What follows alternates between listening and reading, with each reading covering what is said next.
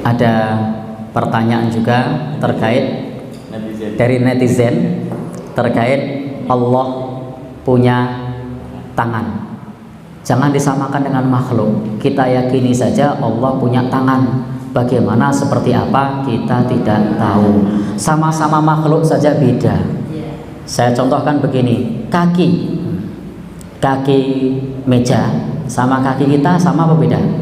Beda. Kaki gunung sama apa beda? Beda. Kaki hewan beda. Kaki mobil beda. Maka kita imani saja kalau Allah Subhanahu wa taala punya tangan. Allah Subhanahu wa taala berfirman, kita imani. Rasul bersabda, kita imani.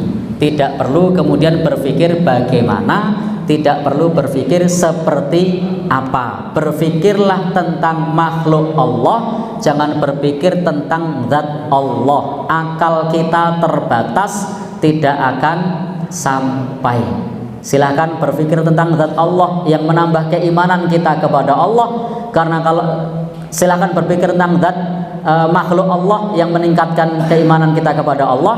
Jangan berpikir tentang Allah yang justru malah menanamkan keraguan. Karena kemudian kita berpikir disamakan dengan makhluk.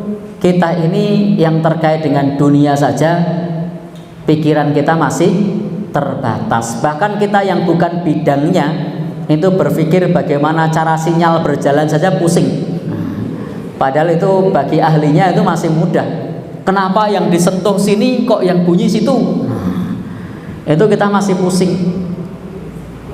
Bahkan saya sempat ditanya sama simbah-simbah waktu awal-awal ada handphone dulu, wis tuku pulsa nanti kok ora digawa mulih. Saya susah menjelaskannya itu. Pulsa iki wujude kaya ngopo? Waduh, piye lek jelaskan iki? Artinya ini masih sama-sama makhluk saja. Ilmunya belum sampai, itu sulit untuk dicerna. Pulsa itu ini Mbah, kalau saya bingung menjelaskannya. Kalau kita beli, kemudian nanti kita bisa teleponan, lah mau tuku piro 10.000 lah barangnya kaya ngopo? Lah bingung tuh saya. Itu awal-awal tahun 2000-an itu. Wah, piye lah aku jelas kayak gini. Ya. Kenapa? Ilmunya terbatas. Sudah. Imani saja apa yang disebutkan tentang sifat-sifat Allah Subhanahu wa taala. Kita tidak tahu seperti apa, tidak tahu bagaimana, karena laisa kamisli syai' wa huwas samiul basir. Tidak serupa dengan sesuatu pun, dan Allah Maha mendengar lagi Maha melihat. Allah mendengar, mendengarnya Allah tidak sama dengan mendengarnya hamba. Allah melihat, melihatnya Allah tidak sama dengan melihatnya hamba.